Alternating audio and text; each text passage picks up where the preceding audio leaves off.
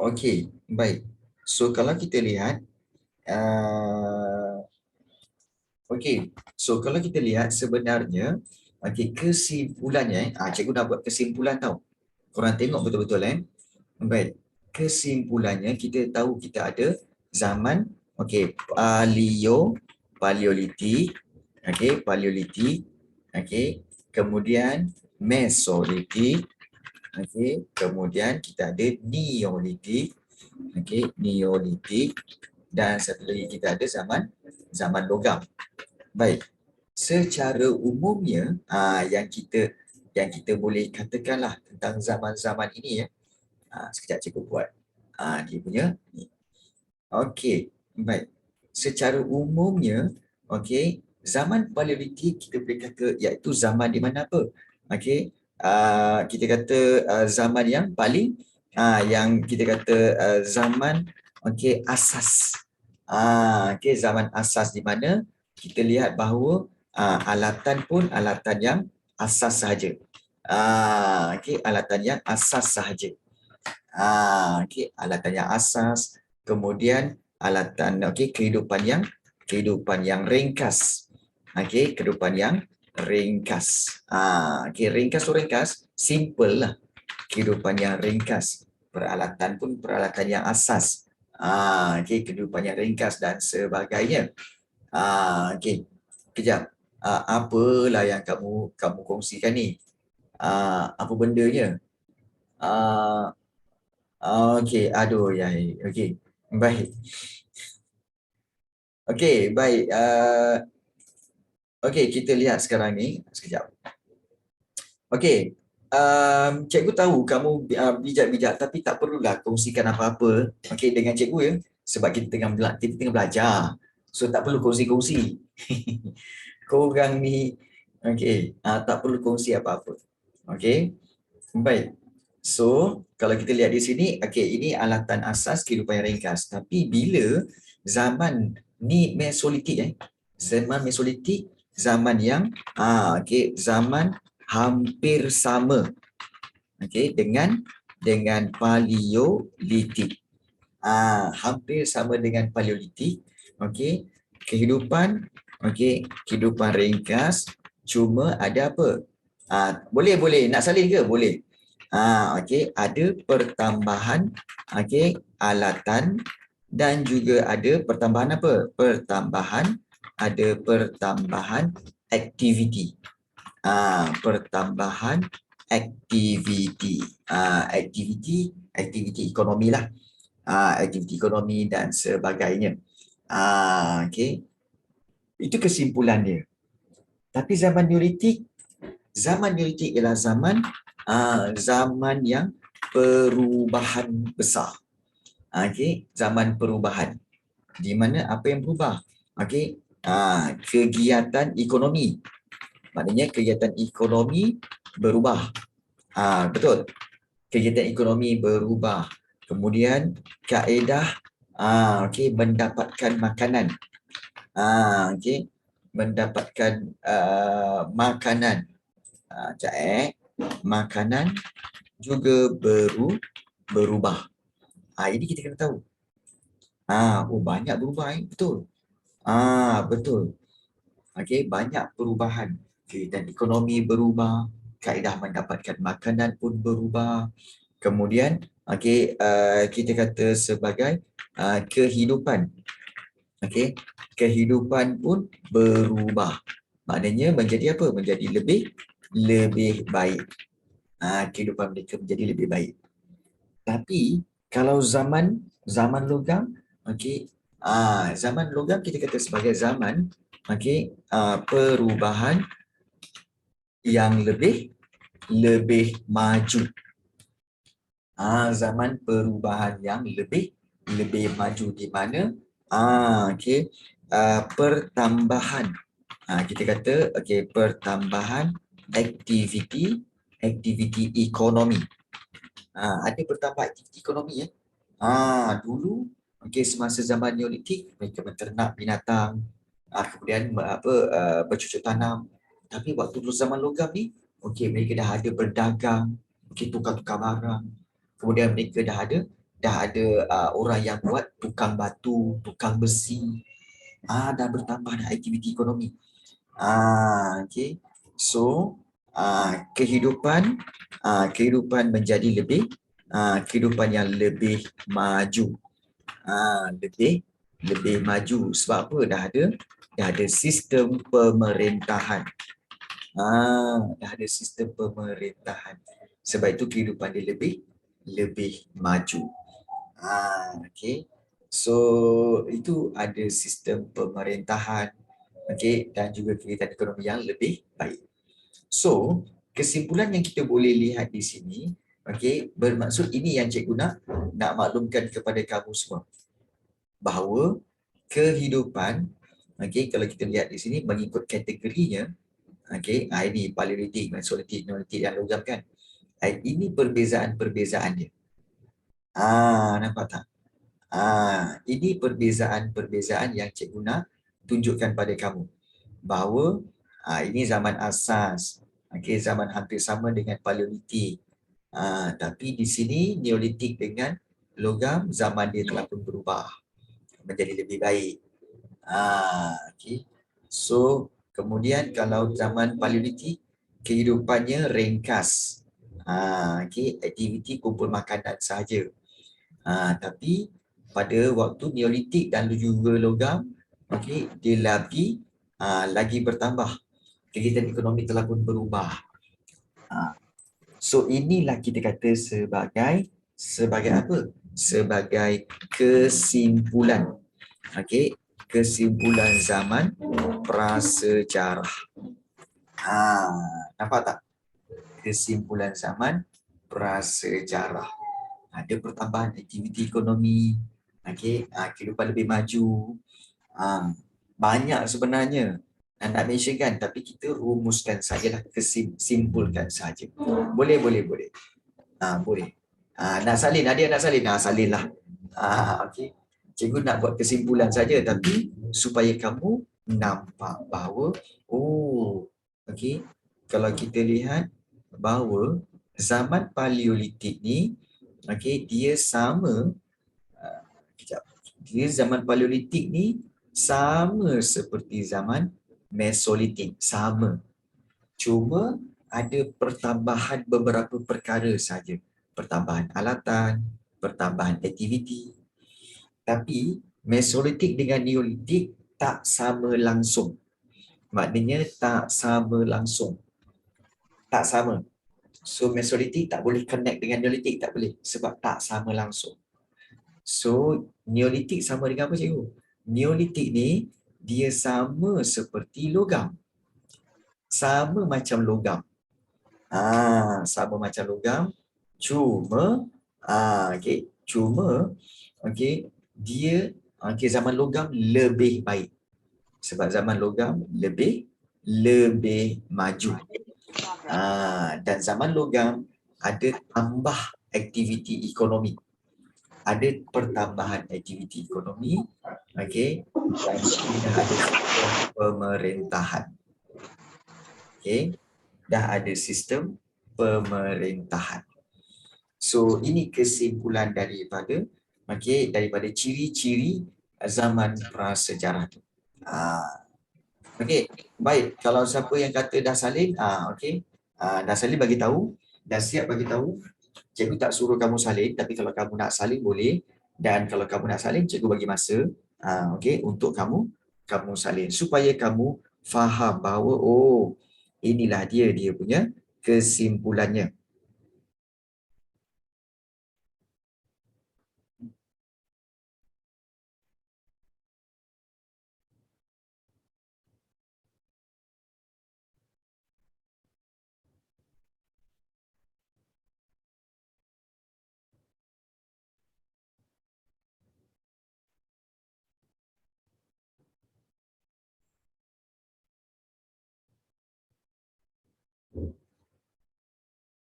Okey, dah siap?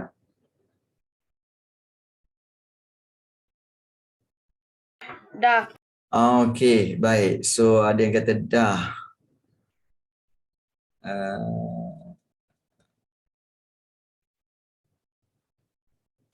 Okey, so ada yang kata dah.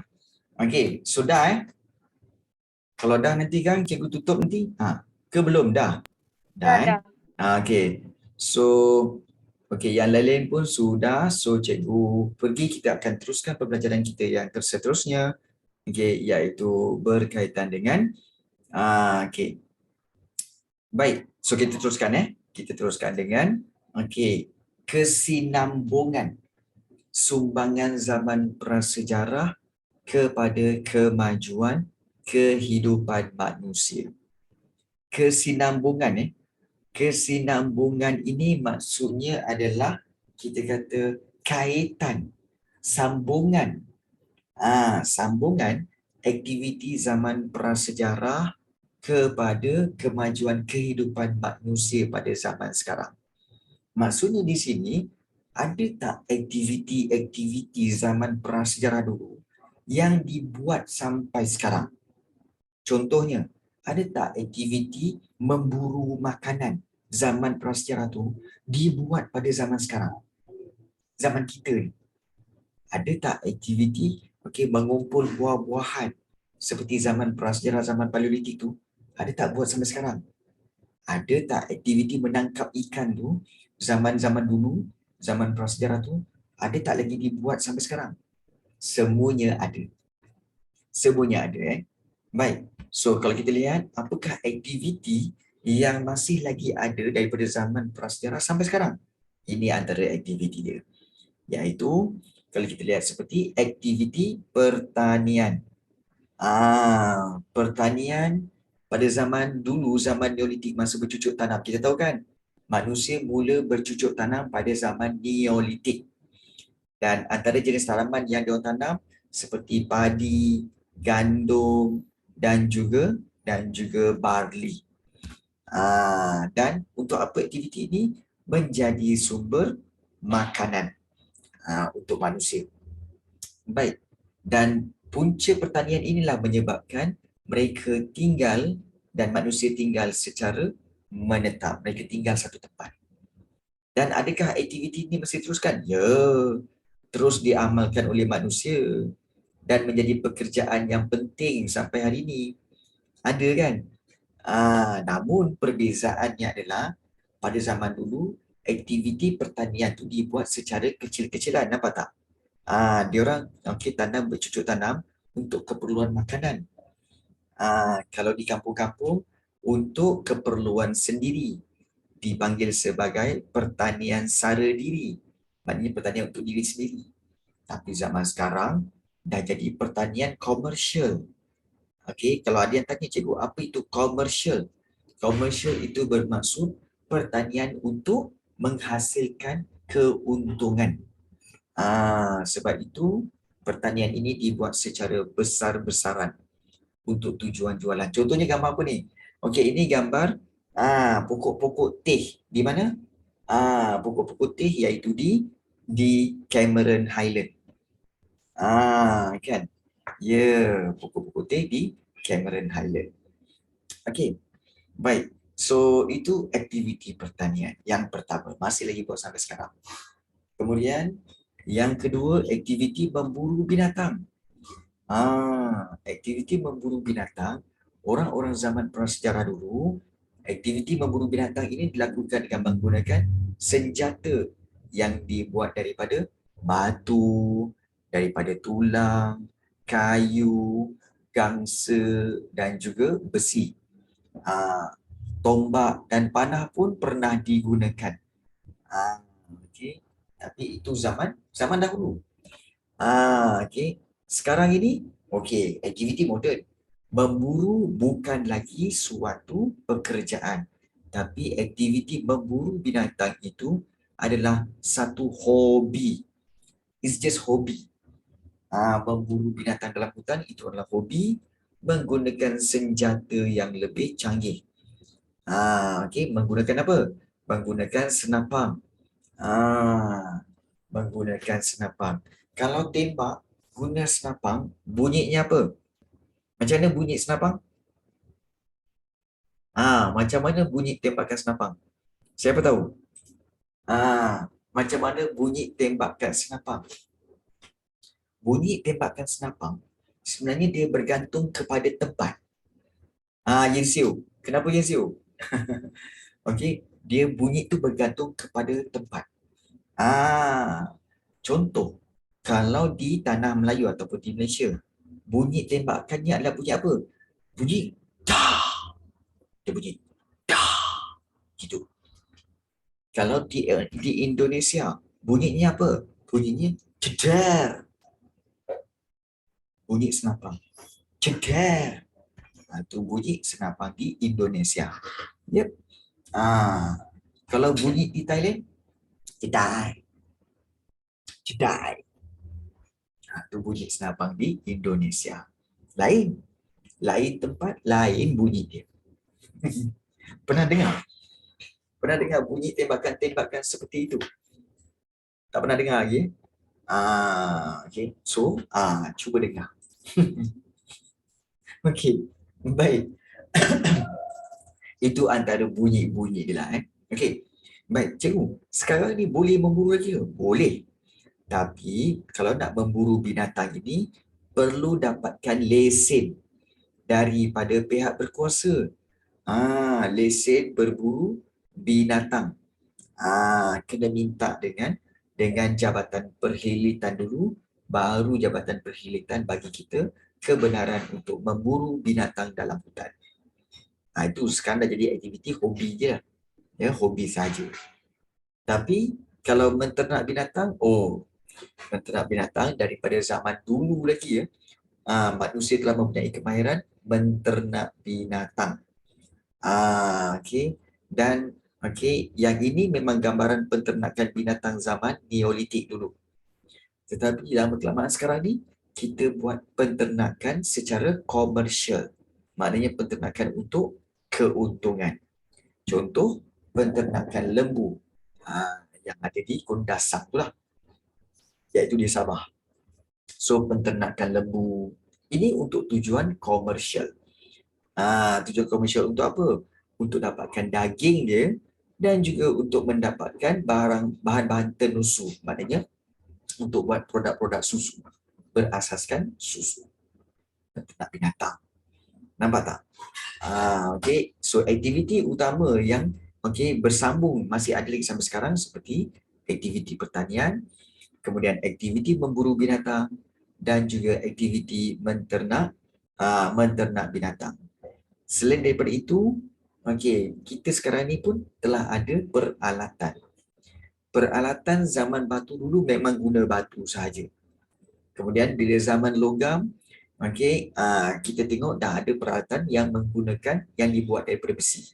Seperti parang dan keris. Tapi zaman sekarang lagi hebat. Peralatan pada zaman moden ni berubah apabila ada mesin dan juga jentera.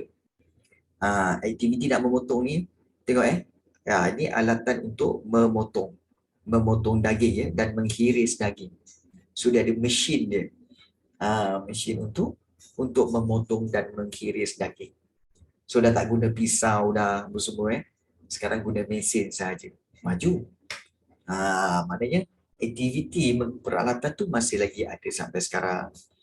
Tembikar. Tembikar pun ada sampai sekarang aktiviti tembikar seperti membuat tembikar. Sebab aktiviti ini telah dibuat sejak daripada zaman dahulu lagi. Iaitu contohnya replika tembikar berkaki 3 zaman Ho Bin Hien yang ditemukan di Bukit Keplu, Kedah. So ini pada zaman prasejarah. Kemudian yang ini tembikar dari delta Sungai Merah Vietnam yang ditemukan di Pulau Jawa. So ini dah kita kata tembikar yang lebih cantik. Tembikar dinasti Ming ataupun buatan Vietnam. Tapi sekarang ni ada orang buat lagi tak? Ada. Iaitu industri labu sayung. Buat labu di Kuala Kangsar. Siapa kat sini rumah dia ada benda ni? Labu sayung ni, ada tak? Ada tak mana-mana rumah kamu yang ada labu sayung ni? Ada lagi tak? Tak ada okey. So semua kata tak ada dulu. Okey. Baik, tak ada. Okey. Labu sayung ni fungsi dia untuk simpan air kosong. simpan air kosong. Kalau simpan air kosong dalam labu sayur ni, dia sejuk je. Kamu boleh minum. Dia sejuk. Dan sedap rasa dia. Itu tembikar. Okey. Kemudian idiofat. Okey, idiofat ni merujuk kepada manusia zaman prasejarah dulu percaya bahawa kematian bukan penamat kepada kehidupan. Jadi, pelbagai aktiviti bagi menghormati mayat mereka buat. Sebagai contoh, mereka telah belajar tentang pengebumian mayat. Dilakukan dan kebiasaannya mayat akan dikebumikan bersama-sama dengan pelbagai peralatan. Contohnya macam ni. Ini zaman-zaman prasejarah dulu. Pengebumian memanjang di Gua Cha, Kelantan. Nampak tak? Tanah mayat tu beserta dengan peralatan-peralatan tembikar ni. Dia tanam sekali dengan peralatan tembikar. Sebab dia percaya nanti mayat tu hidup balik dan mayat tu boleh gunakan peralatan yang ada. Itu kepercayaan kehidupan selepas mati. Tetapi kemudian di sini ada juga keranda kayu di pantai timur di Sabah. Tapi zaman sekarang ada lagi tak penghormatan kepada mayat? Ada. Iaitu kita akan menanam mayat mengikut amalan agama masing-masing. Sebab itu ada kawasan perkuburan. Maknanya ada kawasan untuk tanam mayat bagi orang Islam, ada tempat untuk tanam mayat bagi orang-orang beragama Buddha, beragama Hindu, beragama Kristian. So dia punya tempat-tempat. Jadi ini bertujuan untuk menghormati mayat. Menghormati mayat. Dan monumen dan seni bina. Monumen dan seni bina ni tak perlu cerita lah. Monumen dan seni bina ini memang banyak. Yang ini kita tengok struktur megalitik berusia 3,700 sebelum Masihi. Zaman Neolitik, manusia dah pandai membina bangunan-bangunan yang besar menggunakan batu-batu besar. Kemudian Angkor Wat di Kemboja pun manusia dah bina. Zaman sekarang, KLCC pun dah boleh buat. Zaman sekarang manusia dah lebih baik dengan menggunakan boleh membina banyak bangunan-bangunan. So, inilah dia aktiviti-aktiviti yang zaman prasejarah pun ada dan dibawa sampai sekarang. Masih ada lagi aktiviti-aktiviti ini. Iaitu aktiviti apa? Monumen dan seni bina, maknanya membuat binaan, kemudian menghormati mayat. Masih ada lagi. Ya betul. Tembikar, membuat tembikar. Kemudian membuat peralatan, menternak binatang, memburu binatang dan juga aktiviti pertanian. Ya Eliana, kenapa Eliana? Baik, Angkor Wat tu kat Vietnam kan cikgu? Ya betul. Angkor Wat tu di Vietnam. Siapa pernah pergi Vietnam? Siapa pernah pergi Vietnam? Pernah pergi? Siapa yang pernah pergi Vietnam? Ada Ada pergi